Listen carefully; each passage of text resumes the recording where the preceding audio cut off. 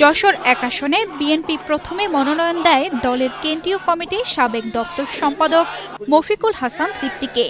পরবর্তীতে তাকে পরিবর্তন করে সেখানে মনোনয়ন দেওয়া হয়েছে শার্শা উপজেলার বিএনপির সাধারণ সম্পাদক নুরুজ্জামান লিটনকে।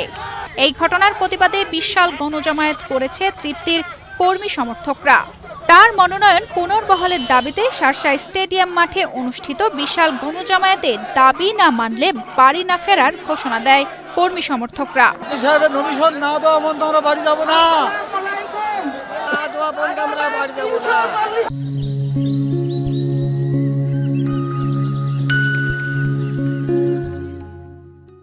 সমাবেশে আবেগ জড়িত কণ্ঠে মফিকুল হাসান তৃপ্তি বলেন, ৮০-র দশকে ছাত্র রাজনীতির মাধ্যমে বিএনপির রাজনীতিতে যুক্ত হয়ে জীবনের অর্ধেকের বেশি সময় দলের জন্য কাজ করে গিয়েছেন তিনি। দীর্ঘ এই রাজনৈতিক জীবনে কখনো অসৎ পথ অবলম্বন করেননি বলেও দাবি করেন তিনি।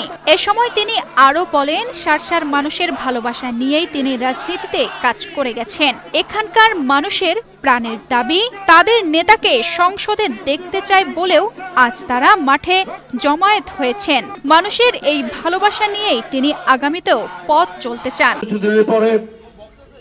রেডিও টেলিভিশনে পত্র পত্রিকার মধ্য দিয়ে আমাদের আরাকের দাম পার্টির সেক্রেটারি জেনারেল মির্জা ফখরুল ইসলাম আলমগীর সারা বাংলাদেশে অনেকের নাম ঘোষণা করলেন যে আমাদের দল থেকে ওনাদেরকে নমিনেশন দেওয়া হয়েছে। সেদিন আল্লাহর রহমতে আমার নাম ঘোষণা দিয়েছ। এ সময় সমাবেশে উপস্থিত বিএনপি কর্মী সমর্থককে অনেককে আবেগে কান্নায় ভেঙে পড়তে দেখা গেছে। এর আগে বিকেল 4:30টায় তিনি শার্শা উপজেলা নির্বাহী কর্মকর্তা ফজলে ওয়াহিদের কাছে মনোনয়নপত্র জমা দেন। মনোনয়নপত্র জমা শেষে উপস্থিত সাংবাদিকদের উদ্দেশ্যে তিনি আরও বলেন, তার মনোনয়ন পরিবর্তনের বিষয়টি তিনি বিভিন্ন পত্রপত্রিকায় দেখেছেন, তবে এ বিষয়ে তাকে কোনো আনুষ্ঠানিক চিঠি দেওয়া হয়নি। স্কুল কলেজের উন্নয়ন করা, আমি দপ্তর সম্পাদক ছিলাম, বেগম খালেদা প্রধানমন্ত্রী ছিলেন, আমি ওনার কাছ থেকে এই শার্শা উপজেলায় বহু রাস্তা আমি তৈরি করেছি, আমি বহু স্কুল কলেজের বিল্ডিং এর টাকা বরাদ্দ করিয়েছি, আমি এই শার্শা উপজেলা পৌরের অনেক বেকার যুবককে পুলিশ সহ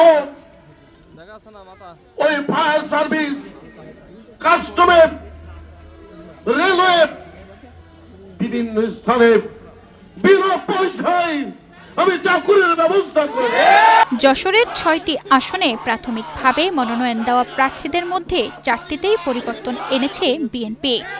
যশোর ১ আসনে বিএনপি প্রথমে মনোনয়ন দেয় দলের কেন্দ্রীয় কমিটির সাবেক দপ্তর সম্পাদক মফিকুল হাসান তৃপ্তিকে।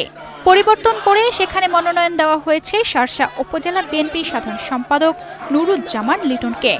মফিকুল হাসান তৃপ্তি আশা প্রকাশ করেন, তার দীর্ঘ ত্যাগ, দলের প্রতি অকুণ্ঠ সমর্থন ও শার্শার মানুষের ভালোবাসার কারণে বিএনপির ভারপ্রাপ্ত চেয়ারম্যান তারেক রহমান তার মনোনয়ন পুনর্বহাল করবেন।